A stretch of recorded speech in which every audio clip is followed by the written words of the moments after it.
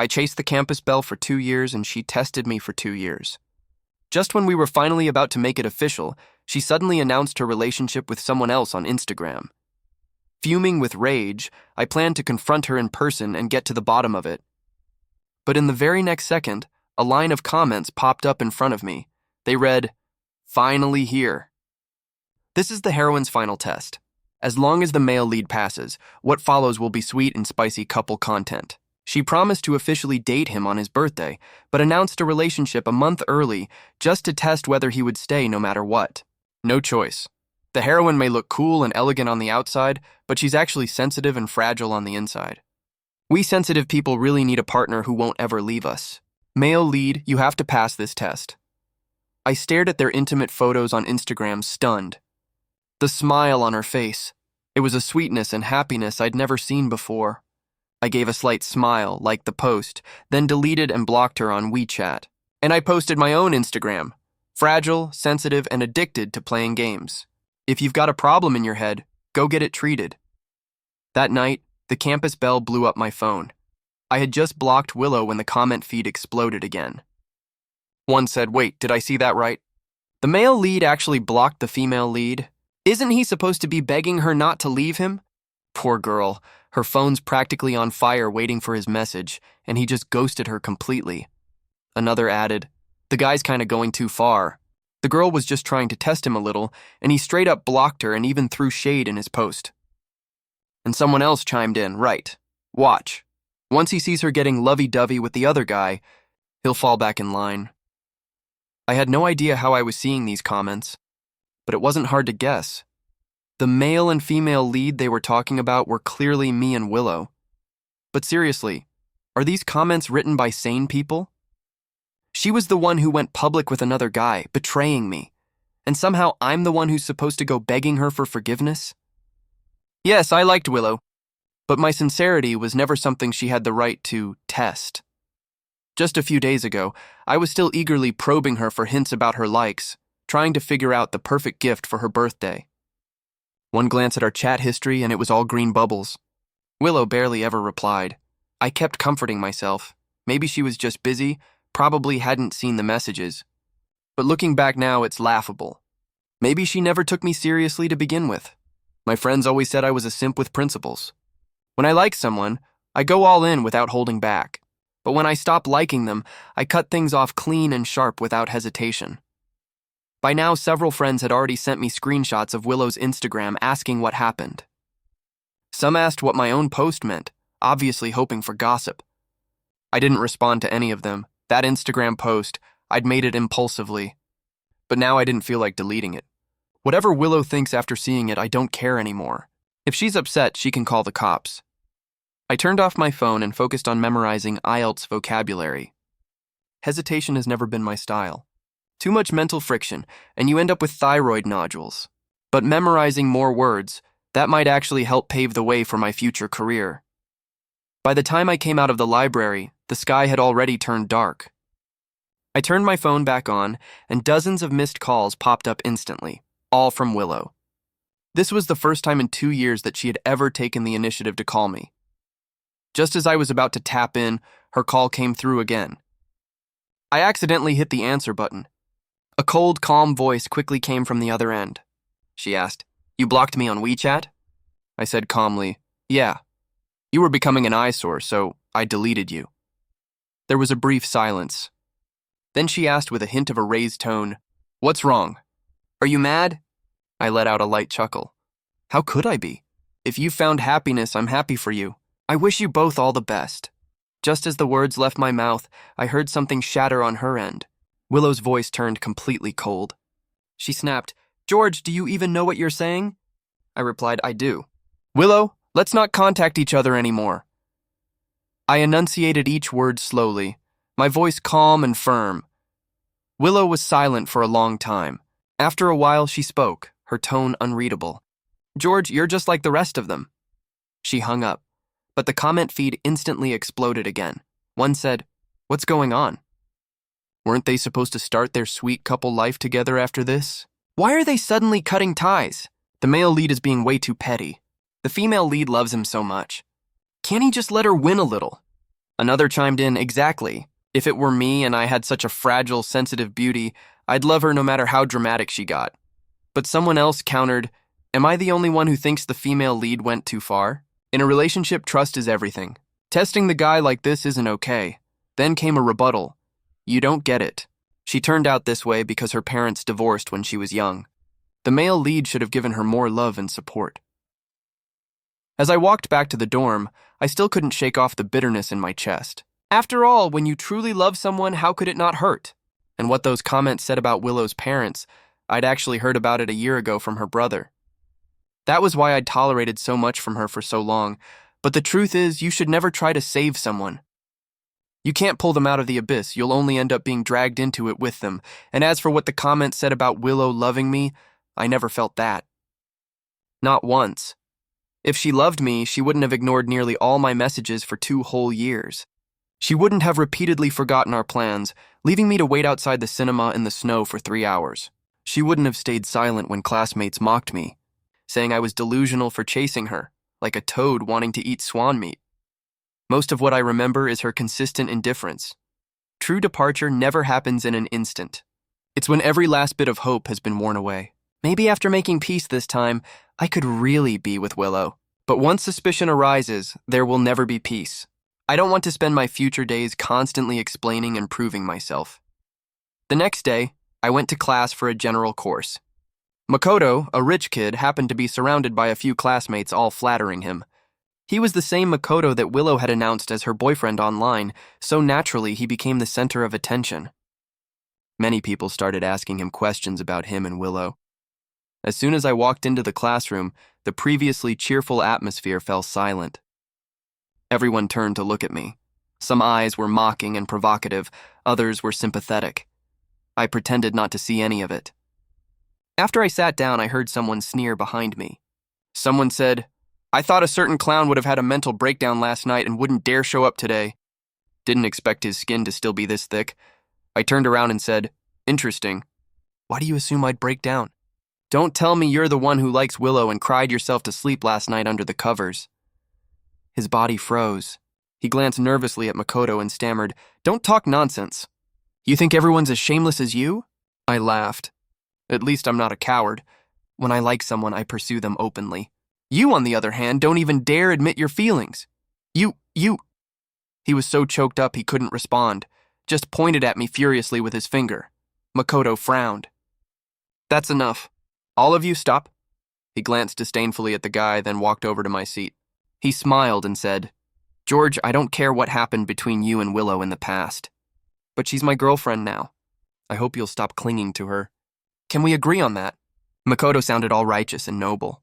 It sparked a wave of speculation among the classmates. Someone said, clinging?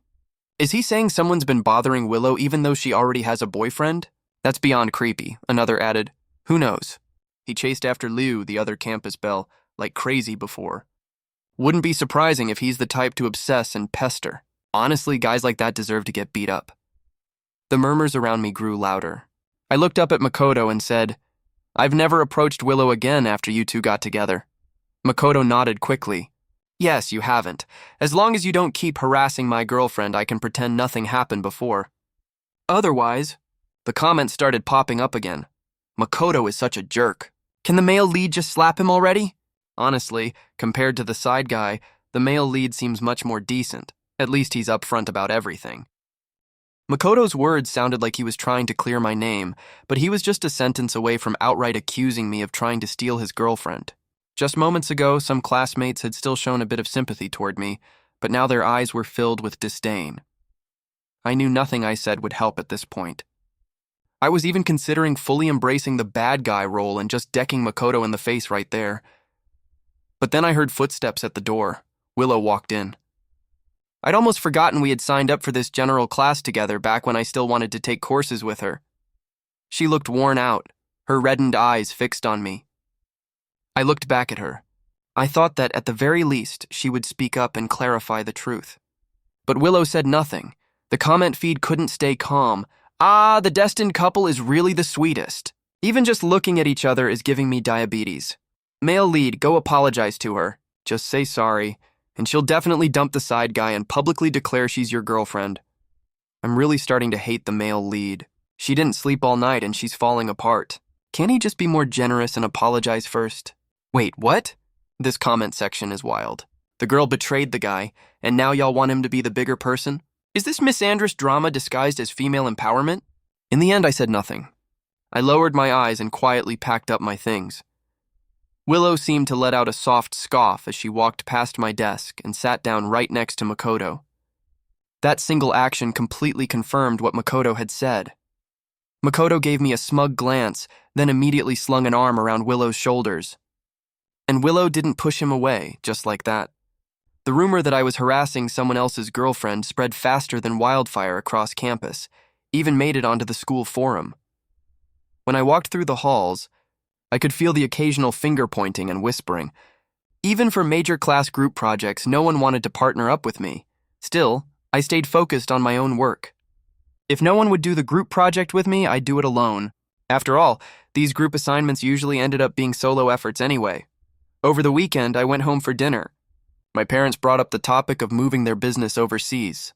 They had mentioned it before, even saying they wanted to take me abroad for further studies. But back then, I turned them down because of Willow. Now, thinking about how things are at school, even if I can pretend not to care given the choice, no one wants to be the target of public ridicule. So I told my parents I'm willing to study abroad. The moment they heard that, they were overjoyed. After all, they were about to explore an overseas market. If it went well, they might settle abroad permanently. Naturally, they didn't want to be separated from their son. But when they brought up the departure date, my hand holding the chopsticks paused. It was Willow's birthday. My parents noticed my expression and asked if the date needed to be changed. I shook my head with a smile. No need. This day works just fine. Back at school, I prepared to hand in my completed study abroad application to my advisor. Just as I stepped out of the dorm, I ran into Willow. Lately, I'd been seeing her a lot, because Makoto lived in this building too. The two of them were practically glued together, going to class, eating, taking walks. It was as if that cold, distant persona she had only ever applied to me. Her lashes lifted slightly, and she gave me a cold look as if waiting for me to speak to her like I used to. I ignored her and was about to leave, but in the next second she grabbed the cuff of my sleeve. Her eyes locked onto the words study abroad on my application form. Her voice trembled slightly. What's that in your hand? I frowned. Can't you read? Willow bit her lip. You're going abroad? I wasn't in the mood for small talk. My advisor would be off in 30 minutes, so I grabbed her wrist, trying to pry her hand off my sleeve. But the next moment, Makoto came out of the dorm. Seeing me holding Willow's hand, he snapped, "What the hell are you two doing?" Willow ignored him completely. Her eyes remained fixed on me. Tears welled slightly at the corners of her eyes. She repeated her question. Are you really going abroad? Makoto also noticed the application in my hand. He suddenly let out a sarcastic laugh. He said, Willow, don't let George fool you. Willow loosened her grip on my sleeve and turned to Makoto, puzzled. Fool me? Makoto nodded. Yeah, our department did have one study abroad slot, but the advisor already gave it to the top student. The form George has, it's from last month. Hearing that, Willow let go of my sleeve completely, the tension in her face finally easing. I glanced down at the sleeve she'd yanked out of shape. Even the stitching on the cuff had come undone. Willow had always been like this. The moment her emotions got stirred up, she would lose all sense and act out without restraint. I met her eyes. She let out a cold snort and said, George, is this the only way you can get my attention now? Honestly, I just wanted to slap her and tell her to quit the drama. If she hadn't stopped me, I'd already be in the advisor's office by now. She kept going. Or maybe, you realized you still can't forget me and you're hoping I'll give you another chance? That last sentence, she said it quietly, with a rare softness in her voice. The comment feed buzzed, Male lead, your girl is throwing you a bone here, take it.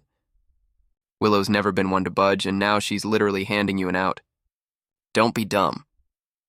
Poor girl's been thinking about the male lead for days. She came here just to see him. If she doesn't get her pride out of the way, she's gonna lose it. I looked at the comments, then at Makoto's smug smile. I suddenly let out a laugh and met Willow's gaze. I said, Willow, do you really think I'll chase you forever and keep being your simp? Her expression froze. I stopped looking at either of them and walked away. The advisor would be leaving soon. I had to hurry. Makoto wasn't wrong. Our department really did only have one official slot for studying abroad. But mine didn't come from the department. After handing the application form to my advisor, I went back to focusing on my own things. That evening, while I was working on a group assignment in the dorm, I suddenly received a few photos on my phone. They were from Makoto, intimate pictures of him and Willow in a private booth at a club. That's when I remembered. I'd only blocked Willow. I forgot to block him.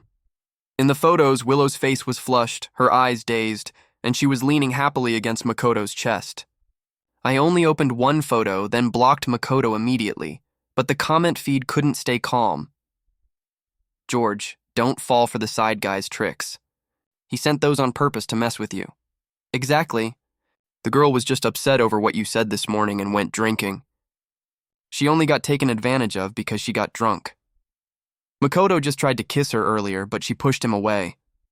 She's a good girl. She's literally calling your name even now. Reading those comments, I couldn't help but let out a scoff. Maybe my definition of a good girl was just different from the comment sections. To me, no matter the situation, a good girl would never test a man's love by drinking at a bar in the middle of the night with another guy who obviously likes her. I suddenly realized, now that I've stopped being a simp, Willow not only lost her goddess glow in my eyes, she even started to show flaws I couldn't stand. It felt like she was slowly rotting in my memory. In the days that followed, I still saw Willow and Makoto around often. But I treated them like strangers. Sometimes I heard Willow call my name from behind me, but I always pretended not to hear. Classmates said their relationship wasn't as perfect as Makoto made it out to be.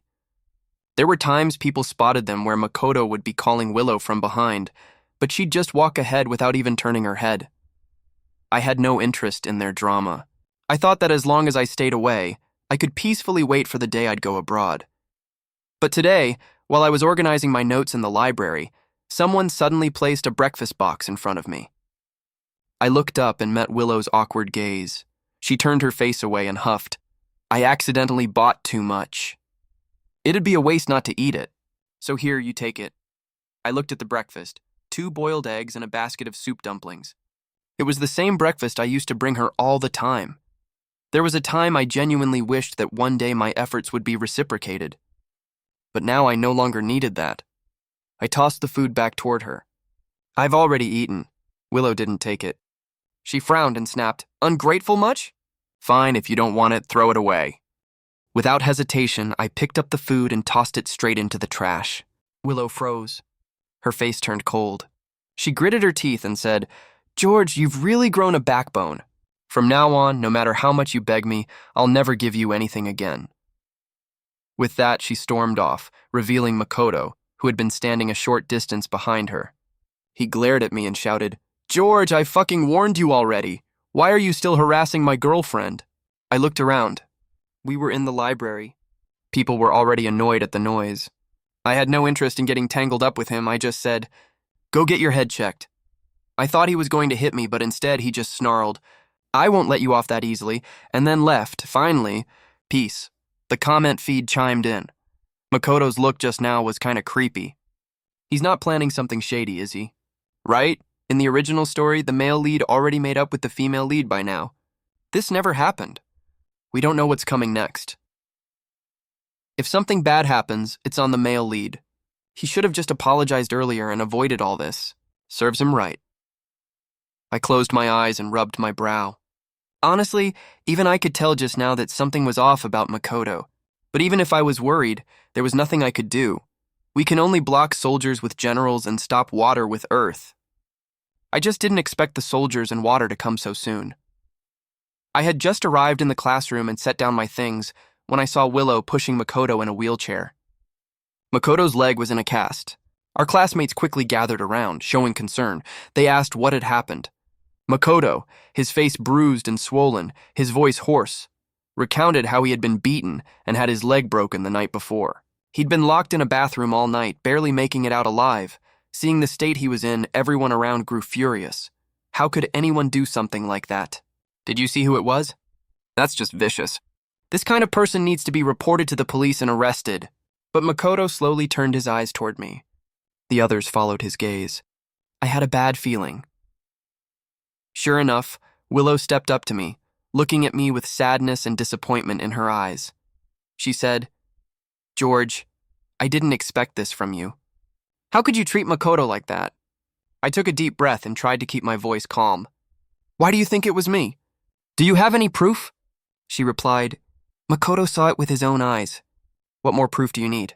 Willow looked at me with a face full of frustration, like I had let her down. The others joined in, speaking up for Makoto. "Exactly. Makoto saw it himself. Do you think he would go so far as to break his own leg just to frame you?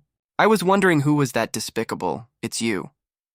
You must have been jealous of Makoto being with Willow. You pretended not to care before, but now we see how much venom you were hiding. If you've got guts, compete openly. Playing dirty behind people's backs, what kind of man are you? This loser couldn't win anything. He stalked the school beauty for 2 years, and when she got a boyfriend, he kept pestering her. Lou totally ignored him. If I were him, I wouldn't even show my face in public." The voices around me grew more and more vicious. Even the live stream comments were boiling over. It's obvious the side character locked himself in the bathroom. He's making up lies because there's no surveillance in there to catch him. And he's not even really injured. What a faker. I looked coldly at Makoto and asked, "You just said I locked you in the restroom at 8 p.m. last night, right?" Makoto rubbed his temples and avoided my eyes. "Yes." Willow stepped protectively in front of Makoto, as if afraid I'd hurt him. She looked at me indignantly. "George, what's the point of these questions now? The facts speak for themselves. Don't even try to deny it." I looked down at Willow, my expression calm. "Then let's call the police. Let them investigate." Makoto's face turned pale at the mention of the police. Even Willow hesitated for a moment before saying, "We all know calling the police won't be good for you. Makoto is very forgiving. If you apologize and take care of him until his leg heals, just serve him tea and help him out, that'll be enough." Upon hearing that, the classmates around started commenting how generous Makoto was, and that I didn't deserve to be let off so easily. I just sneered. I said, "Why should I apologize for something I didn't do? And I'm not serving Makoto tea or anything. I can give him piss, though. Want that?" "George!" Willow snapped. "You broke Makoto's leg and you're still being arrogant? Don't go too far. This is already his last chance for you." More comments popped up. Damn, I really want to jump in and shout the side character is faking it. He's not even hurt. Nothing we can do. His dad's a department head at the hospital and got him a fake diagnosis. As long as he claims he's injured, there's no way for the male lead to prove anything. God damn. I can't take it anymore. I want to slap these classmates, slap the female lead twice, and hit the side character with a full-on demon-slaying combo. I smiled at Willow and said, "Is that so?" Got it. Hearing my words, everyone's expressions eased. They thought I had given in. Makoto looked at me with a hint of smugness in his eyes. I slowly walked toward him. When I was just a few steps away, I suddenly picked up the chair beside me and swung it hard at him. No one reacted in time. Just as the chair was about to smash into Makoto's head, he suddenly stood up and dodged. Makoto snapped, "George, are you insane?" Willow gasped, "Makoto, your leg." Yes, just moments ago, the same person who claimed he wouldn't be able to walk for 2 months was now briskly dodging my attack like nothing was wrong. I dropped the chair and clapped my hands. "Ito," I said, "here's a friendly tip. Next time you fake something, go with a concussion. Leg injuries are way too easy to expose. That is, if you even get another chance to fake it." Makoto glared at me with clenched teeth. I turned to Willow. "Anything else you'd like to say?" Willow looked at me in disbelief, but still refused to back down. "Even if Makoto's leg injury was fake," she said, "locking him in the bathroom was still your fault." Just as she finished speaking, a gentle voice came from the doorway. George didn't lock Makoto in the bathroom. It was Professor Chan from the Foreign Languages department. He said, "Because George was at my house all night studying for the IELTS exam, there's a surveillance camera in my living room. It can prove everything." The moment he finished speaking, the entire room went silent. Makoto and Willow's faces went pale in an instant. I called the police, and once they arrived, we were summoned to the department head's office. After clarifying the truth of the matter, the officer told me that since their defamation hadn't caused any real harm to me, the most they could do was detain them for up to 5 days and fine them no more than 500 yuan. I was a bit disappointed. The department head didn't want the situation to escalate further, so he tried to persuade me. As long as you don't press charges, you can vent your anger however you like. After all, Willow wasn't even from our department, and in just a few days she was supposed to represent the school in an international competition, a matter of major importance for the school's reputation. I raised an eyebrow.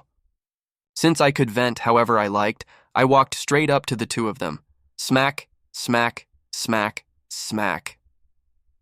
I lifted my hand and gave each of them 2 heavy slaps.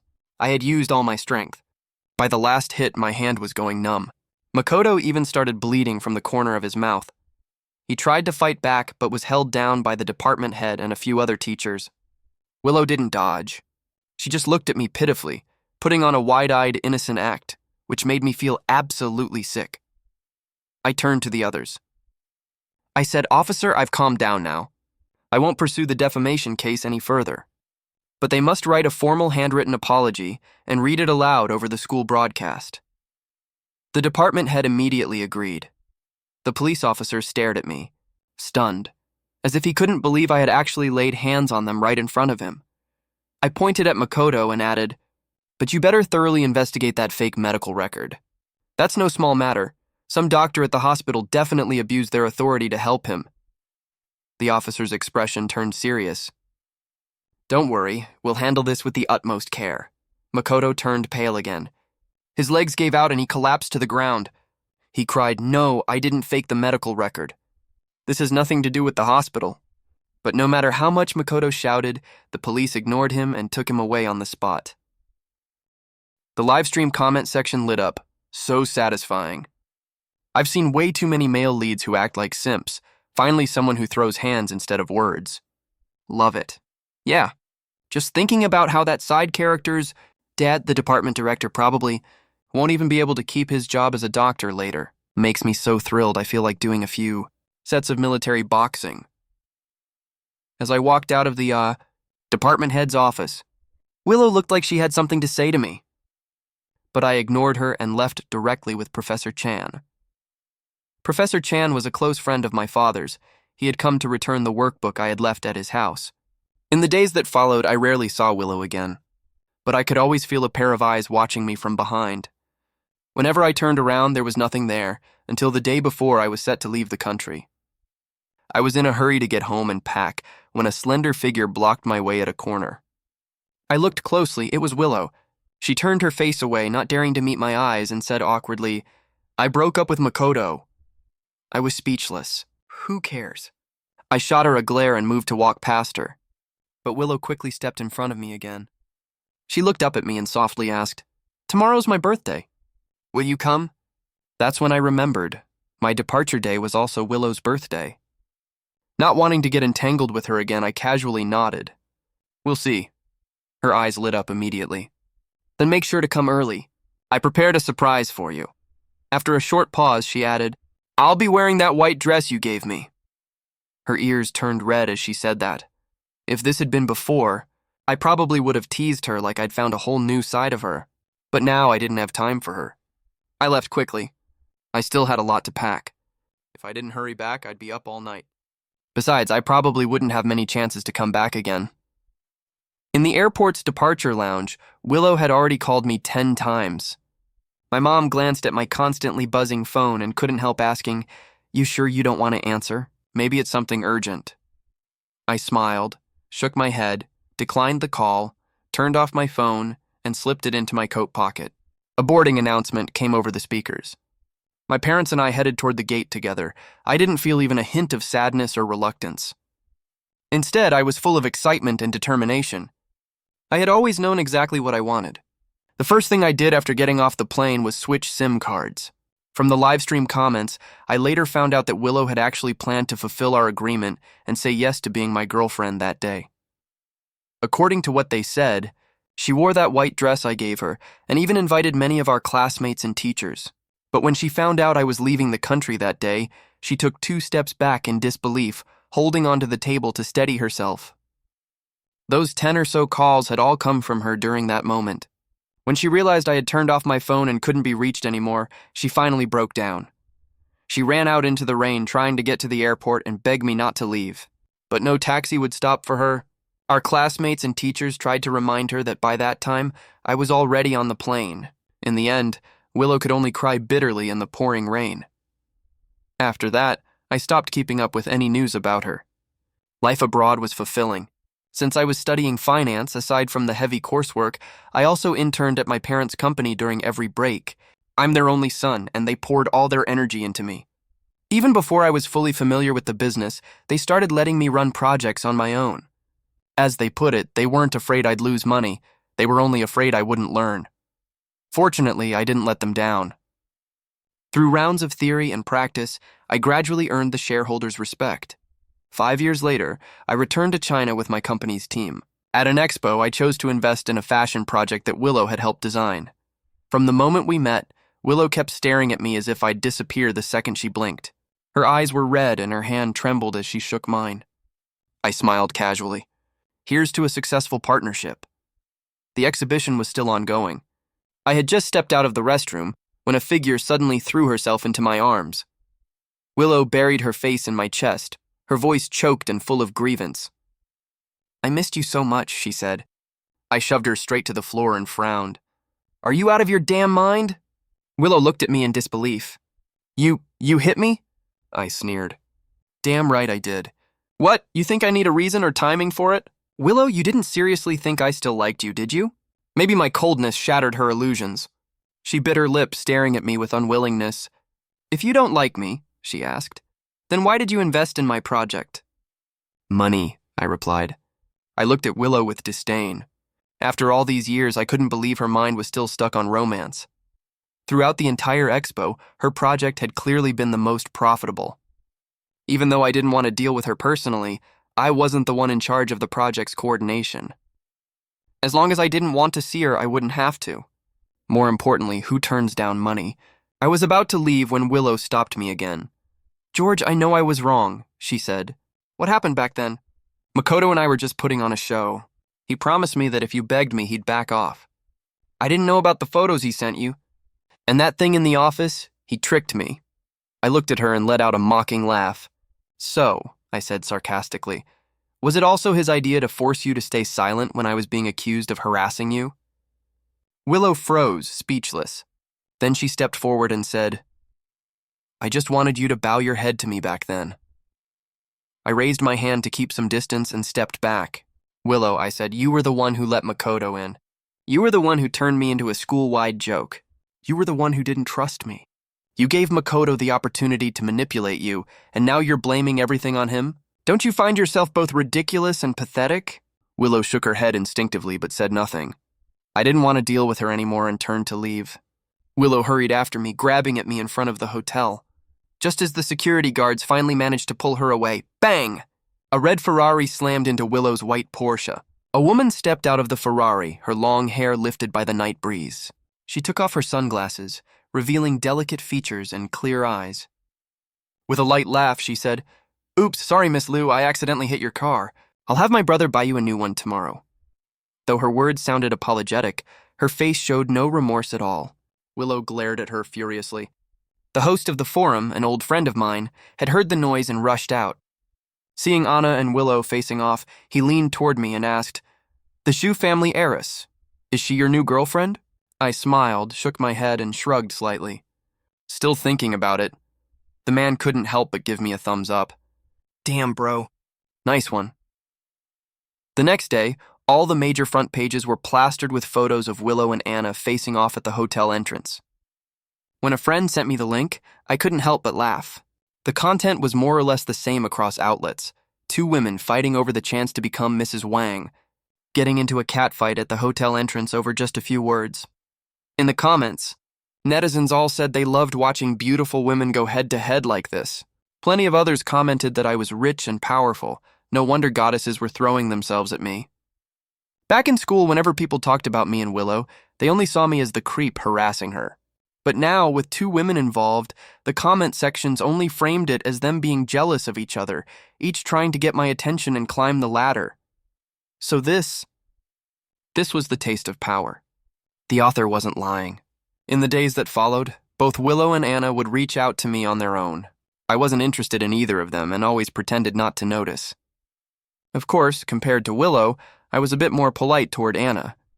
Today I worked late at the company and didn't leave until much later than usual. As I stepped into the parking lot, I saw a group of thugs surrounding a woman. They laughed and said, "Hey, pretty lady, all alone? Want a few of us to keep you company tonight?" The woman slowly backed away and shouted, "Don't come any closer. I'll call the police if you take another step." But the thugs completely ignored her warning, laughing even more wildly as they closed in. I didn't think twice. I rushed forward in a few strides and stood between her and those men. Only then did I realize. The woman was Willow. I didn't know why she was here so late, but I had no time to think about that now. I raised my leg and kicked one of the thugs to the ground, then threw a punch square at another's face as he lunged forward. Grabbing Willow, I pulled her with me and started to run, but we didn't get far before the thugs caught up. One of them shouted angrily, "Son of a bitch!" Nobody said this bastard would be this hard to handle. "You dare hurt my brother? You're dead!" As he spoke, one of them suddenly pulled out a short knife from who knows where and charged straight at me. At the last critical second, Willow stepped in front of me. When Willow woke up in the hospital, it was already past midnight. The thugs had all been beaten down by the bodyguards Anna brought and were now at the police station. I sat by Willow's bedside, staring at her with a blank expression. Willow forced a weak smile. "George, don't worry." "I'm okay," I asked. "You hired those thugs, didn't you?" One sentence, and Willow's expression went stiff. In the end, she seemed to give up struggling. Her shoulders slumped as she said weakly, "How did you know?" I said, "Anna told me. She overheard your little plan outside the private room." Willow panicked at the mention of Anna and quickly explained, "I didn't expect things to turn out this way. I just wanted to see if you still cared. I wanted to know if your coldness toward me was just an act. I didn't know they'd back out halfway or that they had knives on them. George, please believe me." She reached out to grab my hand, but I pushed her away. I said, "Do you really think saying this now still means anything?" Willow fell silent. Facing my disgusted expression, she suddenly broke down and began crying into her hands. She said, "I just don't get it. You chased me for so long. Why give up at the very end? I can't accept it." Looking at her tears, I said firmly, "Because I care about myself more than I care about you. What you want is someone who gives you a sense of security, someone who orbits around you and acts like your personal servant, a simp. But I'm not that guy. We're all living our one and only life. I'm not here to cater to you." Willow shook her head in desperation, trying to deny it. She said, "No, it's not like that. I only became like this because of childhood trauma. That's why I'm so awkward and overly sensitive." Before she could finish, I cut her off. "I don't care what hurt you before, whether it's heartbreak or childhood wounds. I didn't cause any of it, and I'm not responsible for carrying that burden. I never hurt you, so don't bring that crap to me." This time, Willow was completely speechless. I stood up, ready to leave. Willow grabbed my hand and asked, "George, if I said I was willing to change for you, would you give me another chance?" I shook my head and pulled my hand away. I said, "No one should change themselves for someone else. We're only responsible for ourselves, aren't we? As for everything else, talk to the police." With that, I turned and walked away. Behind me was the sound of a woman sobbing in utter despair. As I walked out of the hospital, I saw Anna waiting beside my car. When she saw me, she waved. Standing beside the vehicle, Anna tilted her head and said, "I saved you this time. How are you planning to thank me?" I typed a few words quickly into my phone and said to Anna, "The land in the Southern District, it's yours now." "Shu family owns it," Anna pouted. "That's it? That's your big thank you?" I asked, "Then what do you want?" She snorted and said, "Obviously I want to see your sincerity." "I don't need much, just your attitude," I laughed. That's exactly the line I hate the most. Anything can be called attitude. Not giving anything is also an attitude. Giving a little is too little. Giving more still isn't enough, because attitude is a bottomless pit. Enough with the games. The land in the South is yours. You're not getting shortchanged. After all, old Master Shu had been eyeing that piece of land for years. Anna pouted, biting her lip. She looked up at me deeply but said nothing more. She turned and walked away. For the first time in a while, the live comment feed popped up again. Damn, the male lead is such a boss.